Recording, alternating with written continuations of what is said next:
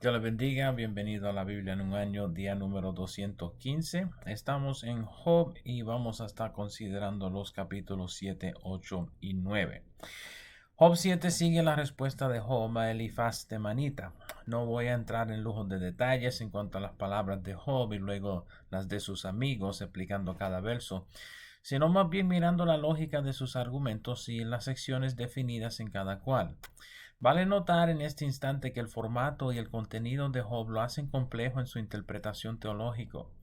Con esto quiero decir que el contexto del libro de Job es de suma importancia en la consideración de su contenido. Deben notar que, aunque Job y sus amigos sí hablan algunas verdades de Dios y la vida espiritual, no todo lo que dicen es correcto. Este es precisamente el punto del libro de Job. Job particularmente recibirá la revelación de un Dios cual verdaderamente desconocía y cuya presencia lo asombra de manera inesperada. Los capítulos cuales estamos leyendo nos describen los preconceptos de Job antes de su encuentro verdadero con Dios, cual le muestra su error. Este capítulo comienza con los primeros 6 versos hablando acerca de la brevedad de la vida humana sobre la tierra y la dificultad del hombre, particularmente Job, frente a la aparente injusticia de la vida contra él. Para Job, lo desconocido de su propósito de existencia y de su padecimiento le quitan todo sentido a la vida. La brevedad de la vida es la primera parte del argumento cual está presentando Job antes de terminar su discurso a Elifaz. La segunda parte se encuentra en los versos 7 al 10 y trata de la insignificancia de la vida de Job después de su muerte. Job define que luego de muerto nadie pensará más en él y que será limitado a una existencia desconocida en la cual no sabe si podrá expresar su sentir. Esto termina la lógica para lo que ha de venir en las próximas 2 secciones, en los versos 11 al 16 y luego 17 al 21. Primeramente, Job describe que su tiempo sobre la tierra es breve y difícil. Luego explica que en su muerte su vida no tendrá importancia. Con esta lógica entra en la expresión de su autodesprecio en los versos 11 al 16, mencionando que odia su vida y desea morir. Noten la manera en la cual insinúa a Dios en vez de a Elifaz con quien hablaba en el verso 14, de modo que en el verso 15 prefiere morir estrangulado. Recuerden que estas son las palabras de un hombre emocionalmente perturbado y destrozado y que revelan la profundidad de la lucha interna de Job para mantener su fe en tiempos de crisis. Finalmente, en los versos 17 al 21, Job se dirige directamente a Dios, pero de una manera informal, como a un extranjero. Noten en el verso 20 cómo lo llama guarda de los hombres. Su inquisición en estos versos se acerca del motivo por el cual la vida de Job tuviera significado para el eterno Dios. Noten las palabras del verso 17, cual pregunta directamente la importancia del hombre para Dios. Un buen ejercicio de interpretación bíblica sería comparar estas palabras de Job con las palabras de David en el Salmo 8, versos 4 al 8. Analicen las diferencias en perspectiva entre Job y David. Regresando a este capítulo, noten la dificultad de Job en aceptar su teología de retribución, cuando en el verso 20 pregunta qué le haría el pecado a Dios para que lo afligiera por su rebelión. Y en el verso 21 cuestiona si Dios actualmente lo había perdonado por sus pecados mediante sus ofrendas, aunque no son mencionadas explícitamente en este verso. El capítulo 8 nos introduce a Bildad suita con un discurso en respuesta a estas palabras de Job. Regresando a nuestra nota en el video de ayer, podemos asumir que Bildad fuera menor que Elifaz, por lo cual habla segundo. El discurso de Bildad es bastante breve, pero sus palabras son agudas y directas. Deben notar de inmediato la reprensión de Bildad a Job en el segundo verso. En el tercer verso, Bildad asegura la justicia de Dios por encima de todas las acusaciones de Job. Para los amigos de Job, sus palabras son en contra de Jehová mismo. El verso 4 contiene algunas de las palabras más agudas de este discurso, cuando Bildad implica 2 cosas terribles acerca de los hijos de Job. Primeramente, Bildad implica que Jehová ejecutó justicia sobre los hijos de Job porque sus pecados fueron tales que merecían lo que les sucedió. Segundo, implica que las oraciones y los holocaustos de Job para sus hijos fueron inefectivos en apaciguar la ira de Dios contra los hijos de Job.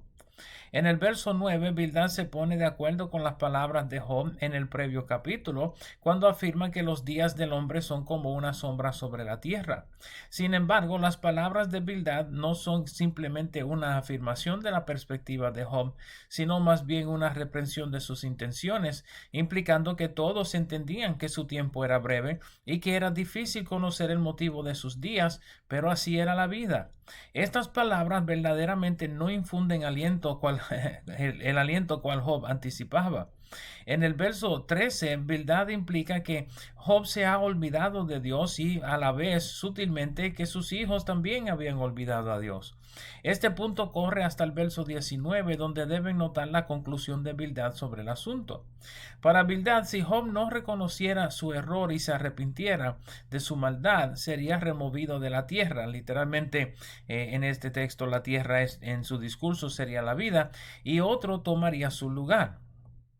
Finalmente, en los versos 20 al 22, Bildad concluye su discurso con un llamado al arrepentimiento, diciéndole a Job que si se humillara delante de Dios, sería atendido y pudiera ser eventualmente restaurado.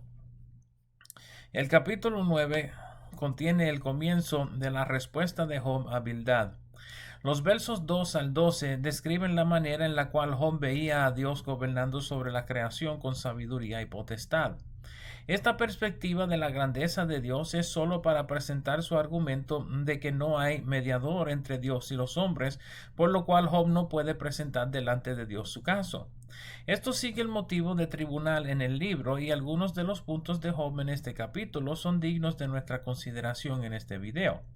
Noten la referencia a las constelaciones en el verso 9, indicando el entendimiento de las estrellas, aunque es posible que estas referencias particulares fueran añadidas en la tradición oral de la historia de Job antes de que fuera escrita. Noten en el verso 12, luego de haber hablado de la grandeza de Dios y su poderío sobre la creación, la pregunta de Job sobre quién puede cuestionar a Dios por lo que hace. Este era su punto en el comienzo de su discurso. Dios es tan alto y sublime que nadie lo puede conocer ni tampoco cuestionar. Sigue ese mismo pensamiento hasta el verso 20, manteniendo su rectitud, aunque Dios no lo estimara como justo. Su argumento es que Dios es tan alto y sublime y que nadie pudiera cuestionarlo, de tal manera que Dios tiene o ejerce un poder ilimitado contra el hombre sin discreción. Noten en el verso 22 la resignación de Job, observando que sería lo mismo ser justo que injusto, ya que Dios consume a los dos o los destruye a ambos, dependiendo de la versión cual estén leyendo.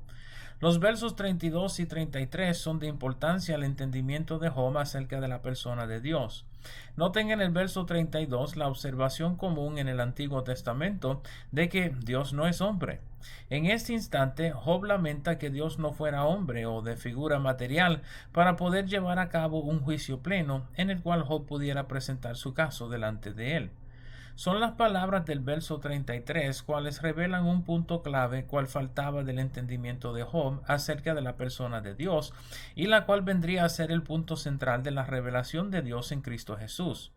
Job explica que no hay árbitro entre Dios y el hombre. La palabra original implica un abogado con autoridad decisiva en los casos, implicando tal vez un juez.